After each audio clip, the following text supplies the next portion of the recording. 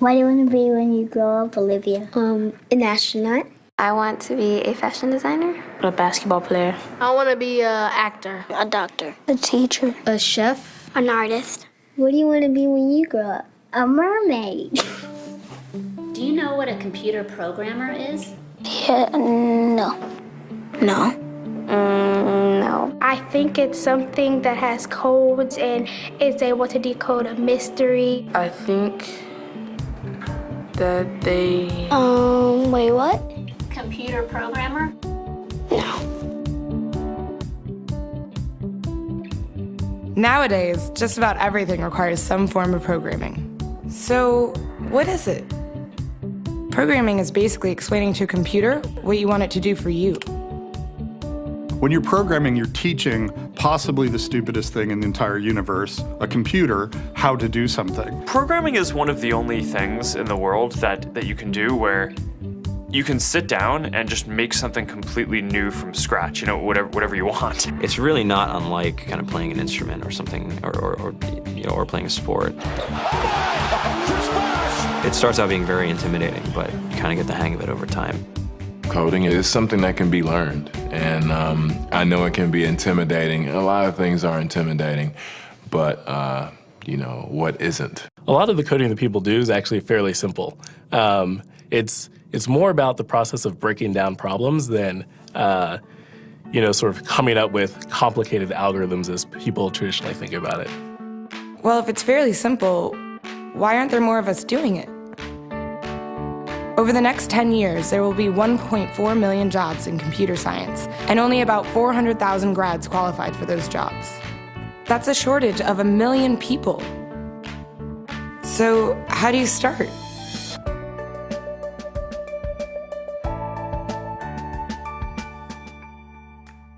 I was obsessed with maps when I was a kid, and cities specifically.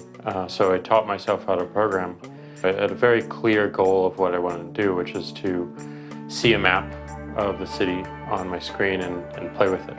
Put things on the map, move things around the map. See what was happening in the city, how it worked, how it lived, how it breathed.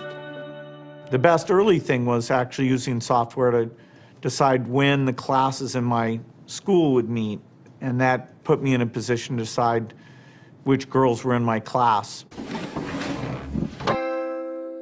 The first program I wrote asked things like, what's your favorite color?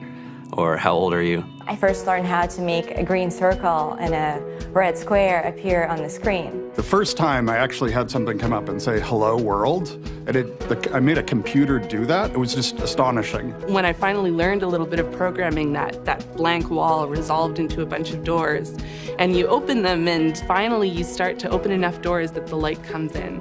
And to me, a finished program is like a structure filled with light. All the corners are illuminated. You understand the structure of it. It's a really serene feeling to have completed that.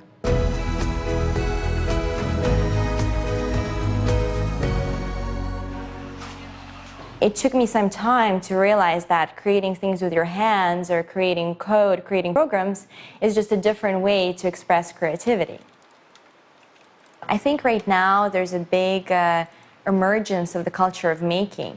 People who make their own scarves and hats, people who write their own apps. Now it's just limited by your imagination and sort of what kinds of ideas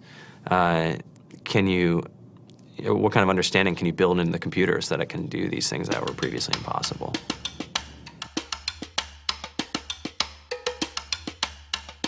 All great things are built in teams when you collaborate with other smart people. You're testing your ideas, you're stimulating each other. That's what makes us successful. It's not some flash of brilliance by somebody who then codes 24 hours a day for 3 weeks. It's what happened. The magic happens when we're all on the same page, collaborating and building something together. There's a much greater need in the world for engineers and people who can write code than there will ever be supply.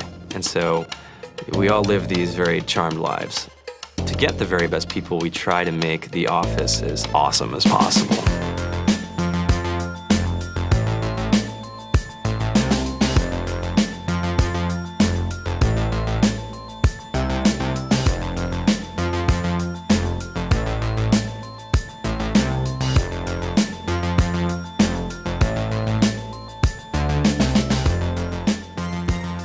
have a fantastic chef, Free food, breakfast, lunch, and dinner.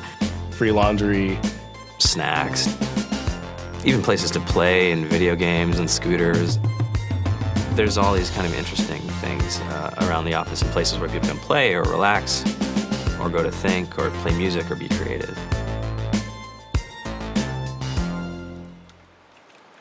I went on the Bureau of Labor Statistics for the United States, and there's about a third of the pie that's all the things you would expect. It's, they're working in the government, they're working in typical technology jobs.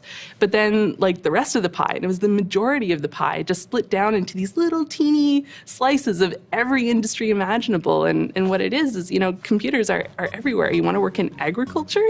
Do you want to work in entertainment? Do you want to work in manufacturing? It's just all over.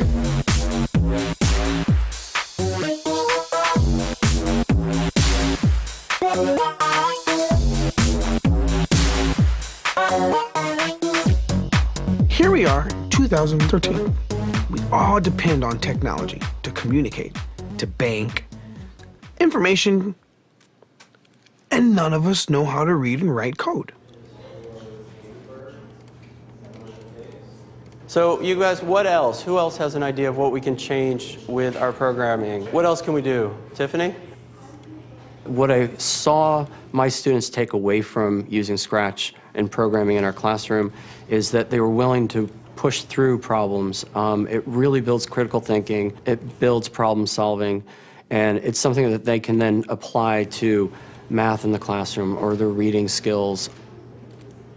We integrated science with this programming, and I saw my scores go up 30%.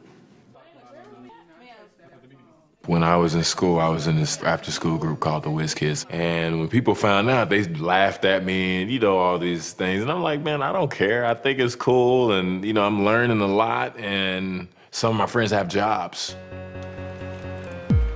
It's important for these kids.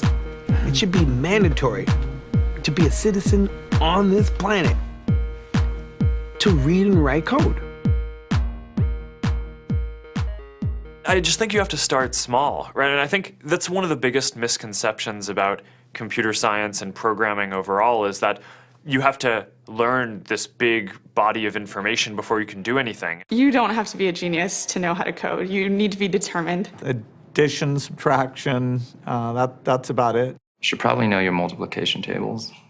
You don't have to be a genius to code. Do you have to be a genius to read? Do you have to be a genius to do math? No? No?